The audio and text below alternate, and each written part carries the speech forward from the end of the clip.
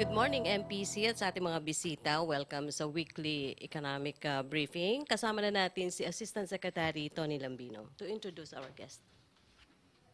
Salamat po, Yusek Rocky. Magandang umaga sa lahat at welcome po sa ating weekly economic press briefing co-hosted by the Economic Development Cluster and PCOO. Ang layunin na mas padaliin ang pagnenegosyo sa bansa ay kabilang sa 0 to 10-point socio-economic agenda ng Administrasyong Duterte. Ang Anti-Red Tape Authority o ARTA ay naitatag sa bisa ng Republic Act 11032 o ang Ease of Doing Business and Efficient Government Delivery Act na nilagdaan ni Pangulong Duterte noong Mayo 2018. Sa pamamagitan ng ARTA at ng Ease of Doing Business Act, nakakapagbigay ng mas mabilis na transaksyon at serbisyo ang iba't ibang ahensya ng pamahalaan at isa rin itong hakbang para mas palakasin ang kampanya laban sa korupsyon. Kasama sa layunin ng Ease of Doing Business Act, ang pagbibigay ng mas efficient at effective na business environment na siyang magpapataas sa antas ng ating competitiveness. Makakasama po natin ngayong araw si ARTA Director General Jeremiah Belhica na magbibigay ng ilang mahahalagang update sa kanyang 99th day in office, no? 1 day in advance of his first 100 days as ARTA Director General. DG Belhica. Thank you very much, ASEC Tony, and sa lahat po na mga kasama natin sa press. This is indeed a very important day. The 99 days report is not a 100 days report because dapat to mas mabilis at mas maaga na tayo sa nakasanayan. Milestones come and go, but the impact of change rarely go unnoticed. I am Director General Jeremiah Belhica of ARTA. On July 3, was appointed and assumed office on July 9 this year and was called upon to serve our country with humility and zeal. I have followed the President's mandate and have accepted the challenge to be the leader in the forefront of our war against red tape. In this time and in this age, the challenge may seem to be overwhelming, but with the promise of a new Philippines by our President, one that is progressively competitive, we battle on facing every challenges, complication, and obstacle with a singular purpose. This report serves as an encouragement to every Filipino. Kami po ay patuloy na nagtatrabaho upang ayusin ang sistema ng negosyo at paglalakad o palakad ng pamahalaan. Hindi ho kami titigil hanggang ang pangako po ng ating Pangulo ng kanya pong administrasyon ay ganap at nararamdaman na ng bawat mamamayan. Muli, marami pong salamat sa inyo at sa ating pong may kapal. So today we would be reporting and discussing some important accomplishments that we did under my leadership within the 99 days of this administration. So I would be discussing per important priority accomplishments that we did, not necessarily chronologically. First is on 13 of August 2019, ARTA released an order for the automatic approval of pending applications with the Land Transportation Franchising Regulatory Board for the certification of public convenience. Gayon din po, ARTA also submitted its findings and recommendations on the LTFRB TNVS issue to the DOTR Secretary Arthur Tugade.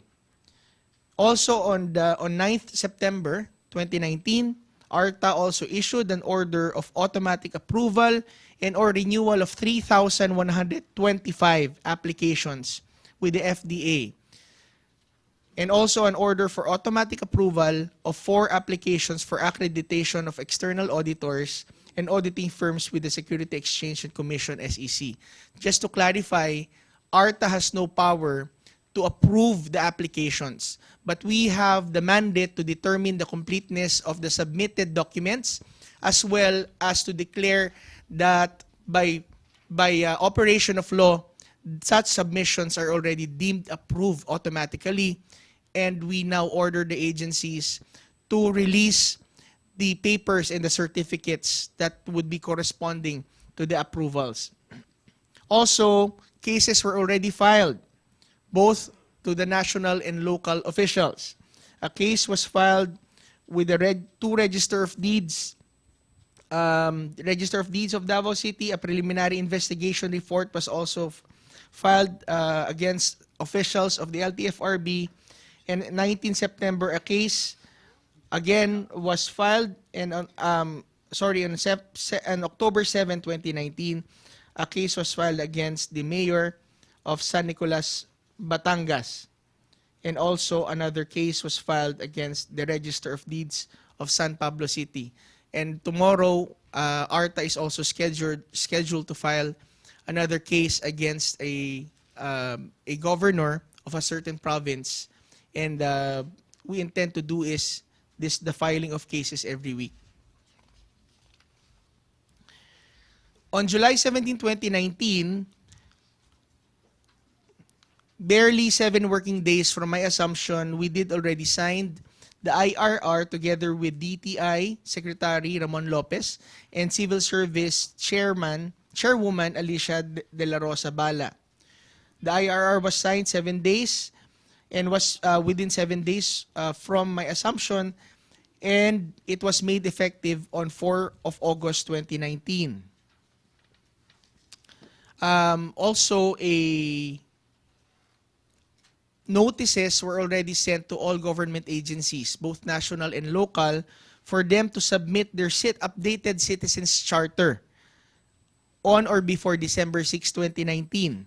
Kaya po para dun sa mga taong nagtatanong, kailan ba namin mararamdaman ang simula ng pagpapasimple ho ng mga proseso, ang sagot po dyan, according po sa ating batas, is 90 working days from the time na naipasa po yung IRR, which is December 6, kinakailangan sila po ay magsumiti na kanila pong mga streamlined processes that would be reflected sa kanila pong Citizens Charter.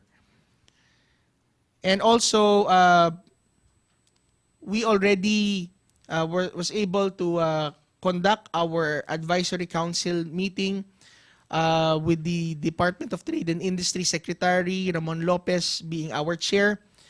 ARTA EODB Advisory Council already met twice.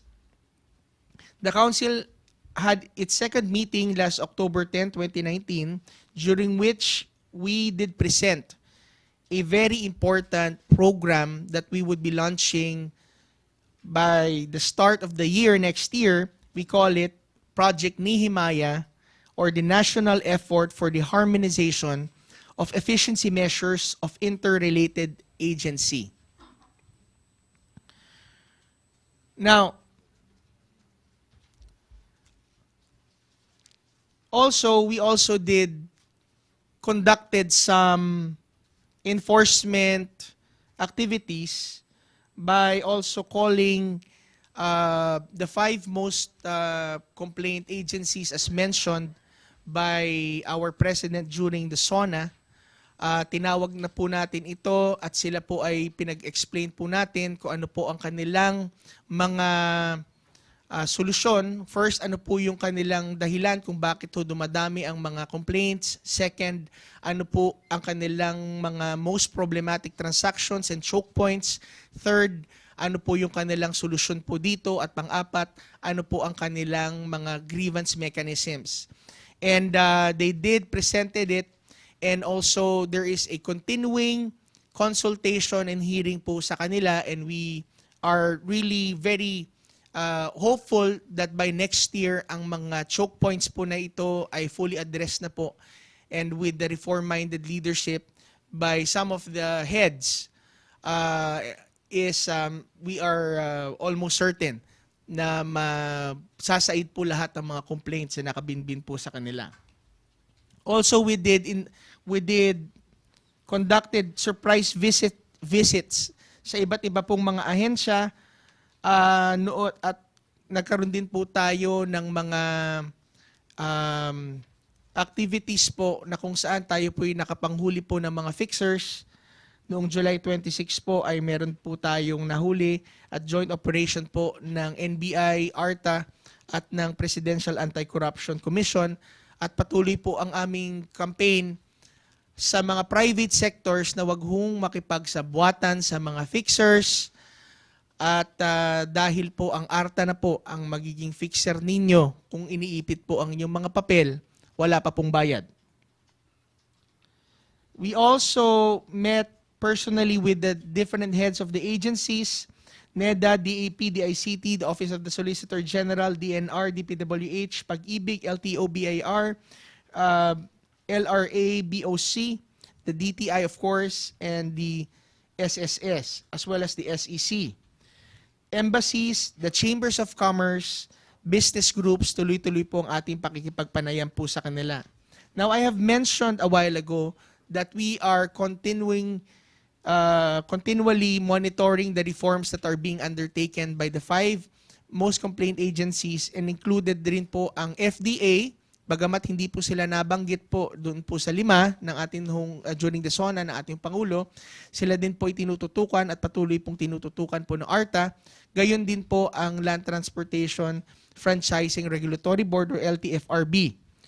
Pero aside from that, we are now also in the process of firming up our strategy for the interagency streamlining efforts po ng gobyerno. Ito po yung binanggit ko po sa inyo kanina na program ni Himaya. The program ni Himaya basically is a sectoral approach to streamlining. What ARTA has found out in the course of our studies and consultation, that government agencies are fond of the practice of streamlining in silos. Ibig sabihin na ang inyo pong streamlining efforts kadalasan natin ay kanya-kanya at hindi po synchronized sa iba po nating kapwa-ahensya that is also providing a related service or services. Now, the sectoral approach that we are talking about sa program ni Himaya should be aligned with the 10-point socio-economic agenda of the President. So we have preliminarily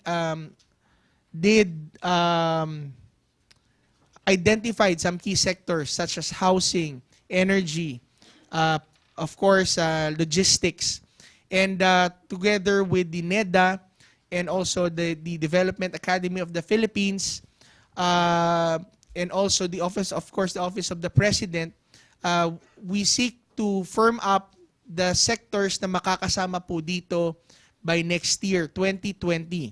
Ang amin pong goal dito is by 2020, 52 weeks challenge na mabawasan po ng 52% ang mga processing times, ang requirements, ang processes, at pati na rin po ang kanila pong mga cost, no? At ito po ay magkakaroon po ng intensive planning tayo sa darating pong mga panahon dito po sa ilang pong mga ahensya. And amin din pong tinitingnan na ang 2020 would be a year of streamlining efforts na gagawin po natin dito, interrelated, dahil just to give you an example, in the housing sector, we found out that if you want to build a socialized housing project, more or less mga 27 agencies with 147 signatories. In the logistics sectors, kayo po ay nasa tracking business, logistics po, 22 different agencies with more or less about 150 signatures. And I could go on the list, and you know, this is not an isolated issue po ng housing, ng logistics, ng chemicals, ng food. Ito po ay nakagawian na po natin sa atin pong pamamahala sa nakaraang mga panahon at administrasyon. But with the passage of the Ease of Doing Business law, we now have an interagency approach in streamlining. Now, the promise of our President, President Duterte, would soon be highly impacting the business community, especially those which provides what we call the basic services po at basic needs ng mga tao. Ang bahay, pagkain, kuryente po, at ngayon ay kasama rin po dyan po sa mga sektor na yan is yung building of the common towers para magkaroon po ng mas mabilis na internet connection at interconnectivity. And I would also, lastly, and I would just want to make an announcement that together with DICT, ARTA did already sign a memorandum of agreement during the soft launching of the National Business One-Stop Shop. Ano po itong National Business One-Stop Shop? Ito po yung one-stop shop ng mga national government agencies na kapag gusto mo pong magtayo ng iyong negosyo ay hindi ka na kailangan pumunta sa SEC, sa BIR, sa SSS, PhilHealth, Pag-ibig at sa local government po separately. With the signing po na to and the planned full launching implementation po ito by February 2020 ay sa SEC ka na lamang pupunta. At singular form na po yan, unified form. At kung kompleto po ang inyong mga requirements, sila na po ang magtutulak ng mga information sa mga iba pong mga ahensya. And within the day po ay makukuha po ninyo ang inyong pong registration. Ito po ay isa po sa pauna po natin dun sa tinatawag na project ni Himaya. Doon po sa banal na kasulatan, may istorya po na Nehemiah did build the walls in 52 days. Now let us build our wall against red tape.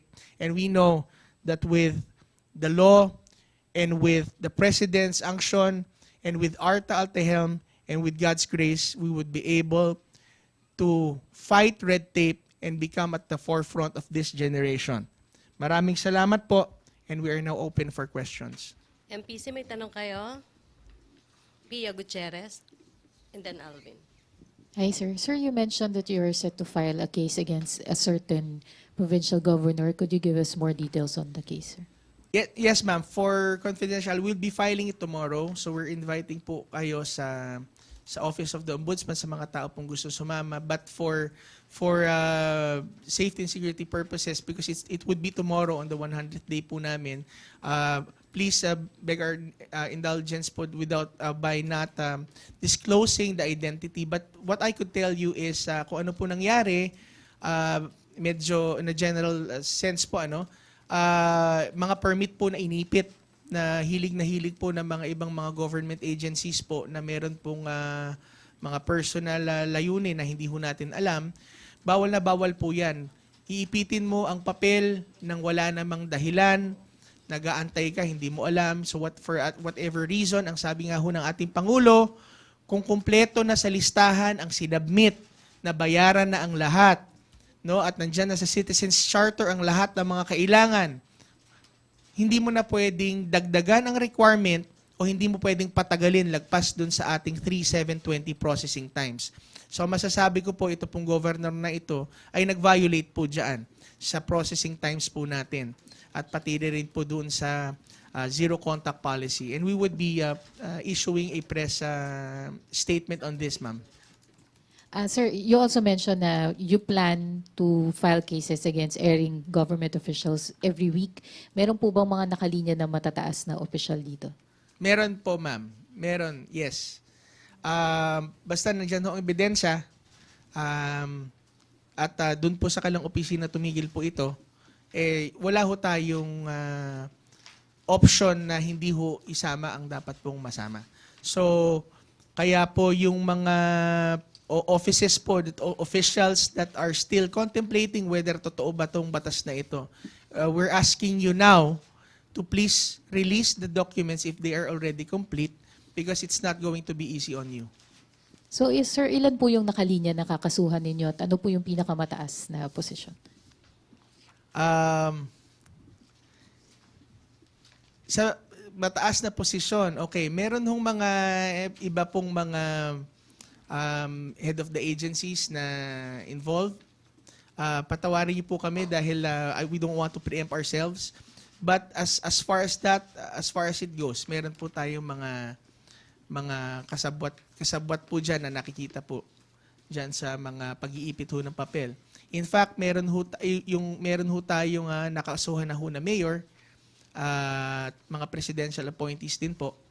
No, so ang amin pong batas, kapag ito po ay non-presidential appointee sa civil service po namin fina-file, kung mga presidential appointees po sa ombudsman po namin, ito maaari pong ma-file. Ngayon, kung meron hong mga bagay na lagpas po sa jurisdiction po ng ARTA, is we do submit this for the due consideration of the department heads kung sila po ay meron disciplinary powers po dyan sa mga agencies or doon na rin po sa Presidential Anti-Corruption Commission kung mga presidential appointees po for further investigation. MBC question, Laila? Sir, could you clarify what kind of cases will you be filing? Will this be administrative or criminal? There's a two-strike rule based on the RA 11032. The two-strike rule is for the first offense that they would be committing, it's an administrative sanction, meaning 6 months suspension po ang una pong pagkakamali po nila. Pag inulit po nila, ang sabi po ng batas, that would constitute second strike, which would bear the penalty of dismissal from service, permanent disqualification to hold public office, whether elective or appointive, mayroon pong imprisonment na 1 year to 6 years, meron pong fine na 500,000 to 2 million, at meron din pong forfeiture ng kanila pong mga retirement benefits. Kapag kami po'y tinatanong, bakit napakabigat po ng penalty, ang sagot ho namin, dahil napakagrabe na po ang peligrong dinulot ng red tape sa atin pong bayan. Sir, from what you've learned, what's the most common cause of delay in processing these papers? Is it because they're asking for favors or bribes or laziness or attitude problem? It's actually a mix of all of those, maybe. We would say, well, the bribing would come always as a result of the inefficient systems. No po? Kaya pagka mabagal ang proseso, nagkakaroon po talaga ng oportunidad na magkahingian po. Pero hindi ho lahat ng mababagal na mga proseso at sistema ay dahil gustong manghingi. So, yung iba po sa kanila pong mga dahilan is dahil daw po kulang daw sila sa tao. Yung iba po sinasabi nila na kulang daw po sila sa pondo. Pero kaya po before we even file a case, we make sure that we conduct a thorough investigation. We ask the agency or the person involved ano bang dahilan. Pag nakita po namin na meron ho silang pwedeng nagawa sana na hindi ho nila ginawa, then that's really the time that we would really that we file cases. In fact, marami ho kaming ginagawa na while we issue this order of automatic approval, kasabay po niyan yung amin pong submission for policy recommendations kasi kailangan ho nilang makita na pwede ho pala nilang mapabilis yung proseso nila kung pag-iisipan lang nila pa ng mas mabuti kung paano nila mapapabuti, ma-restructure ang mga systems. Now, I would also want to address the common notion that if we automate, it automatically solves the problem of red tape. Well, the answer there is, well, that's partly true but it's not entirely true kasi hindi ka pwede mag-automate hanggat hindi mo nara-rationalize yung sistema mo.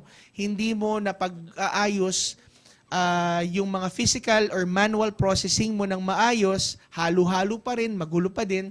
And if you automate a magulo system, a system na magulo, you will end up with compounding the problem. At ito po yung nakikita namin ngayon sa iba't iba pong mga agencies. So the point being is, streamlining and making things easy and better is free. Hindi mo kailangan ng extra budget, hindi mo kailangan, well, of course, the extra budget and the extra manpower would really help.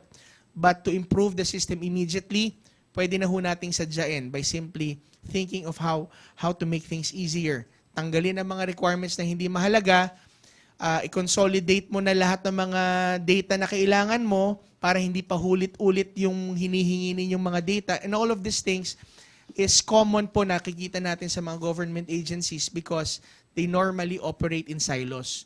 But now we're really encouraging them and pushing them to have a whole of government approach in streamlining. Thank you. Okay, Arian? Hi, sir. Sir, I understand that the President named 5 agencies na most complained daw po. Sir, ano po yung nakita nyo pinaka-problematic na agency in terms of following the anti-red tape law? And paano nyo po nasabi na sila yung pinaka-problematic? Okay. So, I'll get to that answer.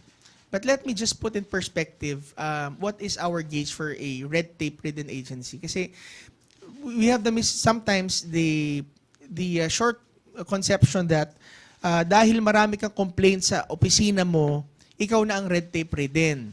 Now, we might be comparing apples and oranges. Bakit? Dahil kung ang isang ahensya is processing 100,000 applications a month and they get about 500 complaints, they are much better off than an agency that processes 5,000 and gets 400 complaints. So, kung complaints lang ang pagbabasihan natin, hindi ho yun yung total picture ng red tape-ridden agencies. Now, am I exempting these 5 agencies? Of course not. What I'm saying is, there are other much worse agencies, red tape-ridden agencies, that are not in the 5. So, ang sinasabi namin, huwag kayong magbunyi kasi wala kayo dun sa 5. Kaya po, makikita ho natin yung number ng processing times, yung tagal po ng kanila pong mga processes, isa ho yun sa nako-contribute kung bakit sila dapat masama dun sa listahan po ng red tape ridden. Isa pa ho, if the agency is catering to clients which are na hindi ho mahilig magsumbong dahil negosyante ka because you are afraid of reprisals. Hindi ka talaga magsusumbong pero hindi ibig sabihin yung ahensya walang red tape doon. In fact, baka mas red tape ridden pa yan. And normally, yung mga ganyang mga agencies, meron din silang mga alternative routes sometimes kung paano mo mapapabilis ang iyong transaksyon. So some of the negosyantes, some of the business people and the business owners would rather allocate a portion already of their budget just for this informal means of getting things done. Now, that's the reason why na sinasabi ho namin sa mga private sectors, wag na ho kayo makikipagsabwatan. Sinasabi ho namin sa PRC at sa IBP, tulungan niyo po kami. Kapag mga professionals po ay kumuha po ng mga fixers, suspindihin din po natin sila. Now, going back to the 5 most complaint agencies, this I could say, no? 3 of them I would say, 3 or almost 4 of them are actually reform-minded ang kanilang mga leaders. Nakikita po namin na from 100% complaints from 2018, they have actually lowered it down already to about 15% or even less na complaints at na-address. At makikita mo po yung trajectory ng mga agencies po na ito ay talagang maganda po yung kanilang mga improvement, no? I would just name some. For example po, ang Land Transportation Office, makita po natin that they have actually automate the payment system po nila. And I think mga 2 months ago, they did hit their 1 billion collection na automated. Ibig sabihin, wala pong dumaan na mga fixers po dyan. Kasama rin po dyan, I believe, yung kanila pong mga plaka po ay meron silang sariling planta. Pero is there still much to be desired? Yes. But you will see the trajectory because of the reform-mindedness of the leaders. Now, pero meron po talagang isa o dalawa dyan sa 5 na yan. And I would not disclose because maybe this week maglalabas ko kami ng order sa kanila. Ano po? Na medyo kailangan po nilang pagbutihin ang kanila pong pagre-reforma. Dahil kung hindi po, ay mapipilitan po talaga ang ARTA na manghimasok po dyan and even file cases kung ayaw po nilang sumunod. Sasabihin ko lamang po sa kanila, ang inyo pong mga citizens charter, siguraduhin po ninyo compliance sa 3 days, 7 days, at 20 days. No excuses, and if you would have any excuses from henceforth, we would take your citizens charter as an admission na ayaw nyong sumunod and we would be filing cases against you. So, sir, ano nga po yung pinaka-problematic na agency? Okay. From the 5 most complaint agencies kasi yung sinabi ninyo, ma'am eh. I know. I said that the president named 5 most complaint. And then kung in terms of your records nga po, ano yung pinaka-problematic in terms of the anti-red tape law? We have acted and we are continuing to act on these agencies, I would say, okay? Yung FDA, alam po natin na yan po ay patuloy nating rinireforma dahil tambak po ang inabutan po sa kanila and they are scheduled to make their presentation sa amin this week. Kasi nagkaroon po sila ng kanilang strategic planning and they ask us na to sit down and to look at their presentation and according to them, papasok daw sa 3720. Second, yung Land Transportation Franchising Board. At first, nung pag-una ho namin pagpasok dyan, kasagsagan po ng issue po nila sa mga TNVS. And we have continually called upon the leadership to institute immediate reforms po dyan. And just recently, ang LTFRB did invite ARTA to further explain not only the mandate po ng RA 11032, pero yung tinatawag natin na regulatory impact assessment po, training. And they're now asking for ARTA's assistance to capacitate ang kanila pong ahensya para mapabilis. And according to them, they would be setting aside a considerable amount for this, all for the ease of doing business matter. And thirdly, ang amin pong pinoproseso po ngayon ay ang Land Registration Authority. No, ang LRA 10 years ago sila po ay meron na pong kontrata para i-automate po ng fully ang mga register of deeds at ang kanilang pong mga processing. Pero hanggang sa ngayon po ay hindi pa ho natatapos yung e-titling. And we're calling on the leadership na i-push nyo po, siguraduhin nyo po na i-convert nyo na po yan into e-titles. Dahil pag na-e-title na po yan, nakita na po namin, nag-hearing na po kami with them, kapag mako-convert po ng e-title sa mga titulo, bibilis po. Even less than 1 day, kaya po ang processing po dyan. So, these 3 agencies, ma'am, nakatutok po kami ngayon sa kanila. Sir, just to clarify, it doesn't mean that these 3 agencies are the most problematic. Sila lang yung may kailangan ng pinaka-focus nyo ngayon. Ganun po ba? Well, we saw the problem sa kanila and that's why tinututukan namin sila. So, sila nga yung Ayun. pinaka-problematic. You could say, but because sir. I didn't want, you see, kasi po, we don't want to make any categorization na kayo pinaka-ano kasi we want to make sure that the other agencies na amin pong pupuntahan, na hindi pa namin sila tinututukan sa ngayon, hindi ibig sabihin that they are better off right now. Kasi marami pa hong mga agencies na pumapasok po dyan at amin pong nakikita habang pumapasok po ang report. Ngayon, mahalaga po sa amin ang Land Registration Authority. Bakit po? Dahil po, ministerial po ang kanila pong, ang Register of Deeds. Ministerial po ang supposed to be ang processing po dyan. And if you give me 90 days processing time, it simply would not be reflective of what our president actually needs. So we're working with them and telling and you know, walking through with them lahat po ng kanilang mga proseso, but ang kahuli-hulihan po na to, kinakailangan ho tayo mag-comply po dun sa 3 days and 7 days na processing times. Questions? Joseph? Microphone, please. Sir, how do we call, just so it comes from you, well, how do we call the 3? Most complained agencies or? So maybe we could say that not complaint, most complaint. Sabihin natin that the priority agencies that tinutukan po ng ARTA. And the focus was brought about by what? It was brought about by complaints and also motu proprio investigation as well as confidential information, sir. Would you say that these agencies have the most number of complaints, no? Not necessarily. So that's what I'm trying to drive at. But if you would see the enormity of the pendency, then you would understand na some of those who have already pending doesn't necessarily complain. How did we choose the 3 again? Priority agencies po namin. You could term it like that, na if you would want to term, sabihin po natin yung 3 ahensya po na tinututukan ng ARTA po ngayon. No? Kasama po dun sa 5 pong ahensya na binanggit po ni Presidente. Okay. Questions? MPC? Wala na? Pero sir, paano kayo namimili ng mga nire-raid na agency? Nire-raid. Yung bigla niyong pinupunta, nagsusurprise visit.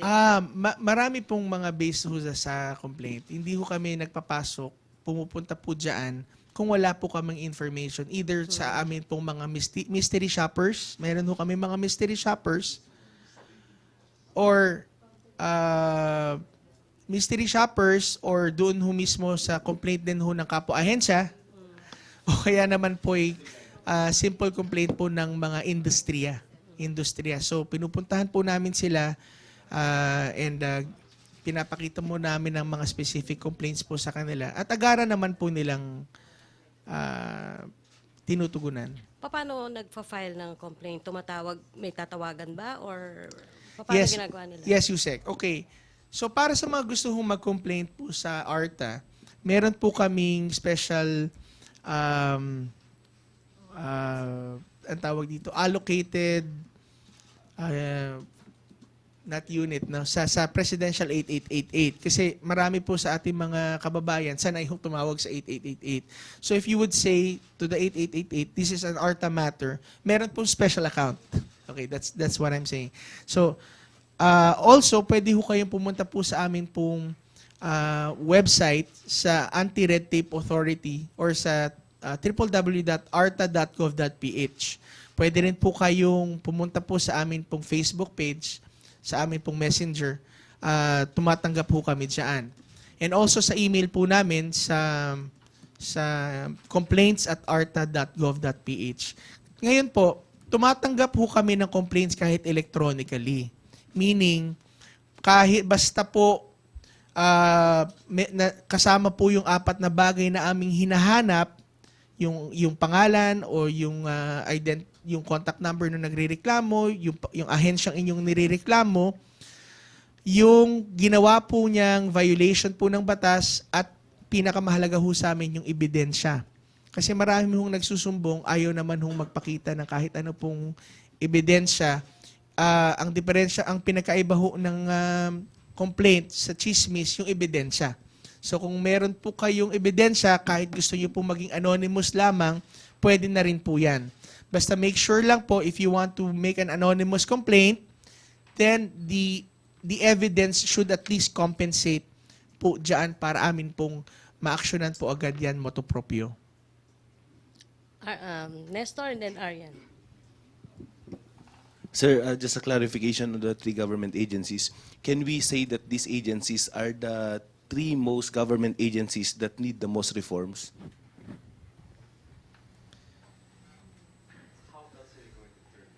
Yes. Kasi sir, why are you focusing on these 3?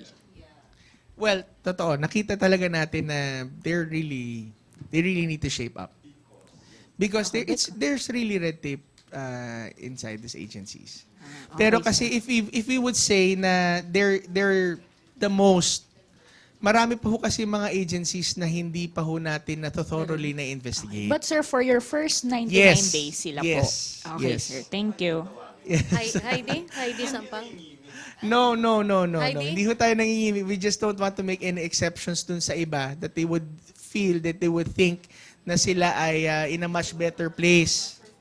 Okay. For the first 99 days, I think that would be yes. Yes. So, Heidi. Sir, meron na bang update dun po sa mga kinasuhan po natin? Updates. We did file it 3 weeks ago, and ang alam ko they are now evaluating it because once we file it with the civil service and also file it with the ombudsman, the ombudsman now would conduct their own investigation on them. So yan po ang kanilang update po nila sa amin. Ito po yung kanilang pinag-aaralan at hinihear na po yata nila ito sa kanilang mga ahensya. Questions? Joseph? So far, first Last 99 question na ba tayo kay Joseph? Okay. first 99 days, how many complaints? Highest official? How many complaints? First 99 complaints po sa amin, sa ARTA. That are That's- been forwarded to the ombudsman. Okay. Sa cases filed, you mean? Okay. So the cases filed, we have 2 register of deeds, 1 city mayor, 1 clerk, so bali 4. And tomorrow with the governor. So we have around 5, yeah. So the highest official will be a Sorry. Also governor? with the LTFRB. How many? So 3 officials were charged. 3 officials. 3 LTFRB. So 3, 4, 5, 6, 7, 8, including tomorrow, no? And the highest is the governor. Governor Yes. in the north, in the south, in the... Bukas na lang, sir. baka makapaganda. Okay, no more question? Okay, thank you, DG Belica. Thank you, sir. Salamat din kay Thank you, Sec Lambino. Thank you, MPC. Back to main studio sa People's Television Network.